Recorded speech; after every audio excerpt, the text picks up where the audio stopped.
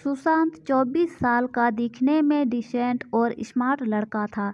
अंकिता को उसने पहली बार एक शॉपिंग मॉल में देखा था। अंकिता देखने में किसी परी जैसी थी। सुशांत को अंकिता को देखते ही पहली नज़र का प्यार हो गया। उस दिन सुशांत अंकिता को देखकर ऐसे मदहोश हुआ कि ना उसे अंकिता से मिलने की सूझी, ना ही उसने सोचा कि उसका नंबर पता किया जाए। बस वही मूर्ति की तरह खड़ा होकर उसे देखता रहा। अंकिता थोड़ी देर बाद वहां से चली गई। अंकिता के चले जाने के बाद सुशांत का सुख चैन सब चला गया। सुशांत को लगने लगा अगर वह अंकिता को फिर से नहीं देखता है तो शायद उसकी जान निकल जाएगी। यह एहसास जितना दुखदाई था उतना ही अनोखा था। कहीं ना कहीं उसे ये सब अच्छा लग रहा था। शायद यह प्यार था, उसका सच्चा प्यार। अंकिता को ढूंढने का और कोई जरिया था नहीं, इसलिए सुशांत अब हर दिन उसी मॉल में जाकर इंतजार करने लगा कि किसी दिन अंकिता वापस वहां आएंगी तो वह उससे मिल पाएगा। पूरे 2 हफ्तों तक वह लगातार उस मॉल में जाता और पूरा पूरा दिन वहां पर अंकिता का इंतजार करता और हर आने जाने वाले लोगों पर नजर रखता। 2 हफ्ते बाद उसके सब्र का फल उसे मिला और एक दिन अचानक अंकिता खुद उसी के सामने आकर खड़ी हो गई। अचानक अंकिता को अपने सामने देख वो बहुत खुश हो गया और शॉक्ड भी।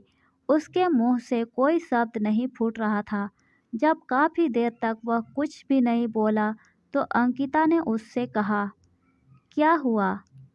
इतने दिनों से मेरा इंतजार कर रहे हो और अब जब मैं सामने खड़ी हूँ तो तुम मुझसे बातें नहीं करोगे? सुशांत ने चौंकते हुए कहा, हाँ करूँगा, बिल्कुल करूँगा। लेकिन पहले यह तो बताओ, तुम्हें कैसे पता कि मैं इतने दिनों से यहाँ तुम्हारे लिए आता हूँ?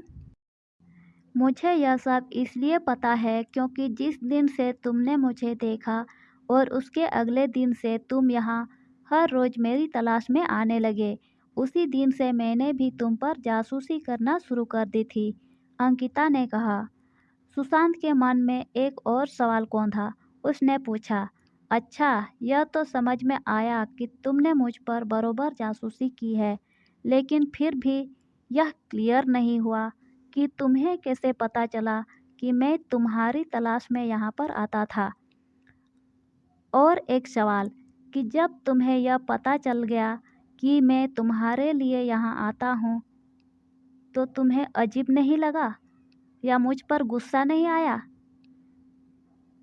अगले दिन आकर जब तुमने मेरे बारे में उसी दुकान में पूछताछ की जहाँ से मैंने खरीदारी की थी, तो उस दुकानदार ने तुम्हें तो मेरे बारे में कुछ भी नहीं बताया, लेकिन मैं उसकी रेगुलर कस्टमर हूँ, इसलिए उसने फ़ोन करके तुम्हारे बारे में मुझे सब कुछ बता दिया था।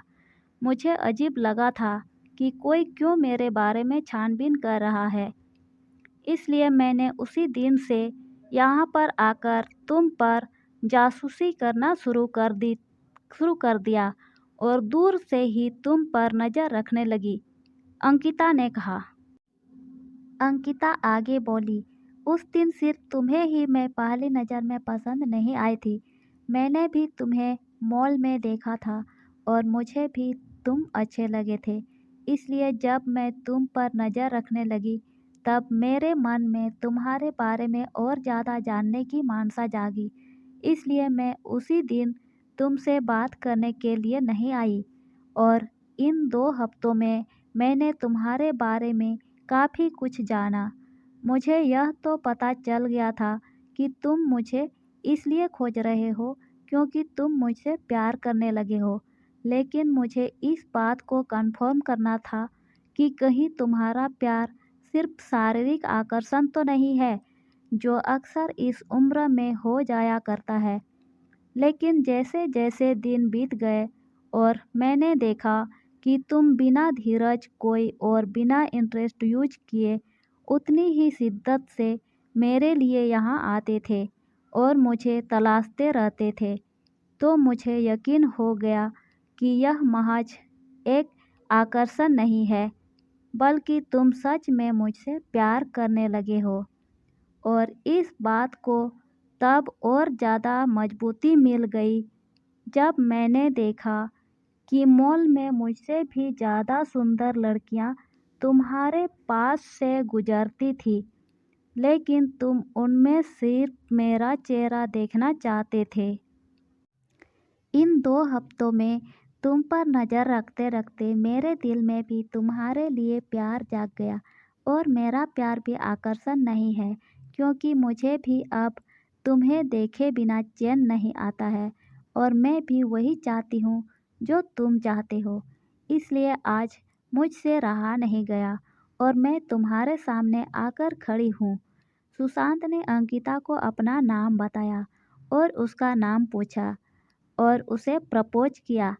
अंकिता ने हाँ कहा और दोनों के ही चेहरों पर अपने सपनों के हमसफर से मिलने की खुशी चमक उठी और एक प्यारी सी क्यूट लव स्टोरी का हैप्पी एंडिंग हुआ। दोस्तों, ये लव स्टोरी आपको कैसा लगा कमेंट करके ज़रूर बताइए और चैनल को सब्सक्राइब कर दीजिए ताकि मेरी हर वीडियो आप देख सकें। Thank you. Bye bye.